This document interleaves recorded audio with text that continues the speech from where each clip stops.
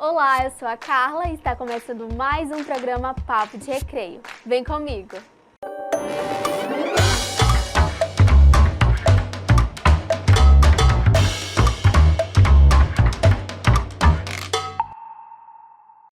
Educação e literatura.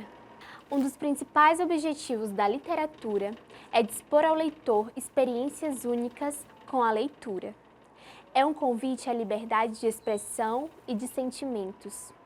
Com ela, os estudantes e todo e qualquer leitor podem aprender e refletir sobre suas próprias emoções e o mundo à sua volta, o que é muito importante para o desenvolvimento infantil, juvenil e da sociedade.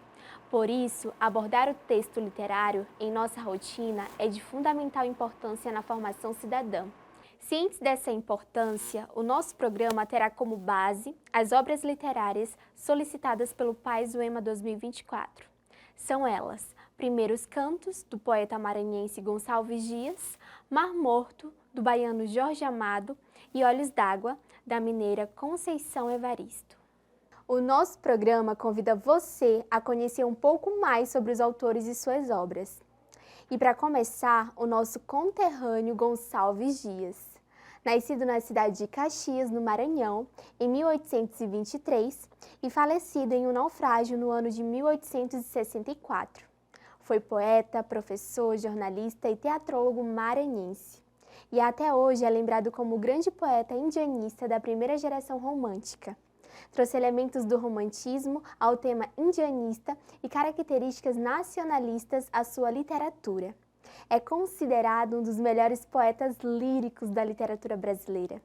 Gonçalves Dias é patrono da cadeira número 15 da Academia Brasileira de Letras e da nossa plataforma de estudos. Primeiros Cantos, de 1847, é o primeiro conjunto de poemas do autor. Após um belo prólogo, em que o poeta fala sobre o livro e sobre o que o inspira, os leitores são apresentados à famosa Canção do Exílio, em que ele canta as saudades de nossa terra cheia de maravilhas. E o que vem a seguir são poemas cujos temas variam entre a natureza, enquanto paisagem, a morte, o amor e o indianismo. E dando continuidade, agora vamos falar do baiano mais querido do Brasil, Jorge Amado. Nasceu em Itabuna no ano de 1912 e faleceu em Salvador no ano de 2001. Foi um escritor baiano, um dos maiores representantes da ficção regionalista que marcou o segundo tempo modernista. Sua obra é baseada na exposição e análise realista dos cenários rurais e urbanos da Bahia. Traduzido para mais de 30 idiomas e detentor de inúmeros e importantes prêmios, o escritor teve vários de seus trabalhos adaptados para a televisão e o cinema, entre eles Dona Flor e seus dois maridos, Gabriela Cravo e Canela, Capitães da Areia, entre outros.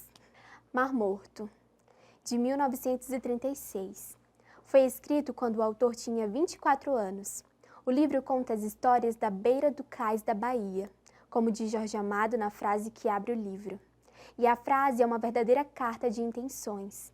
Nenhum outro livro sintetizou tão bem o mundo pulsante do cais de Salvador, com a rica mitologia que gira em torno de Iemanjá, a rainha do mar. Personagens como o jovem mestre de Saveiro Guma parecem prisioneiros de um destino traçado há muitas gerações. O dos homens que saem para o mar e que um dia serão levados por Iemanjá, deixando mulher e filhos a esperar, resignados. Mas nesse mundo aparentemente parado no tempo, há forças transformadoras em gestação. O médico Rodrigo e a professora Dulce, não por acaso dos forasteiros, procuram despertar a consciência da gente do cais contra o marasmo e a opressão. É esse contraste entre o tempo do mito e o da história que move Mar Morto, envolvendo-nos desde a primeira página na prosa calorosa de Jorge Amado. E para fechar a lista de apresentações, a grande Conceição Evaristo, nascida em 29 de novembro de 1946 em Belo Horizonte, no estado de Minas Gerais. Trabalhou como empregada doméstica, se tornou professora e fez faculdade de letras, além de mestrado e doutorado. Mas, apesar de consagrada como escritora, não foi eleita pela Academia Brasileira de Letras em 2018. o que consideramos um absurdo. Mas isso é tema para outro programa. Ela é romancista, poetisa e contista, autora de livros como Ponciá Vicêncio, seu romance mais famoso, Beco de Memórias, Em Submissas Lágrimas de Mulheres, Canção para Ninar Menino Grande, entre outros. Sua obra pertence à literatura contemporânea e é caracterizada pelo protagonismo feminino e pela denúncia de discriminação racial. Seus livros são realistas e discutem questões de gênero e etnia. Olhos d'Água, de 2014.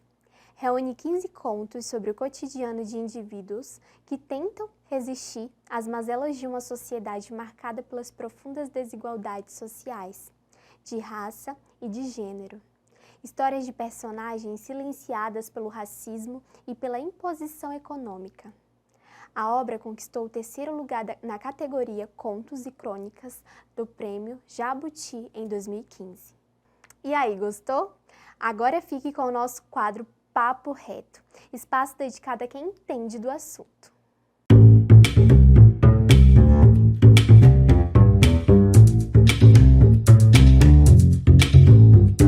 Olá, gente, professor Marcos Dominici aqui. Eu tenho um convite para fazer para vocês.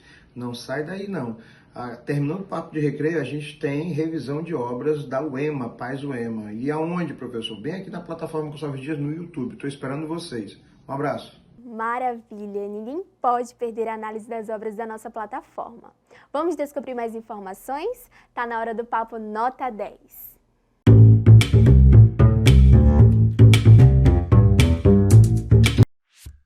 Professor, como definir em poucas palavras a obra Primeiros Cantos de Gonçalves Dias, o que é essencial e não pode faltar?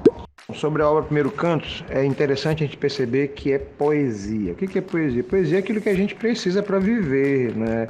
Sonhar, apaixonar. Gonçalves Dias era um apaixonado, por causa disso que ele é do movimento do romantismo. Mas antes de qualquer coisa, é entender, né, que existem coisas ali que são aquilo que você faria, o que você falaria, que você pensaria, só que no século XIX. O cara era um apaixonado.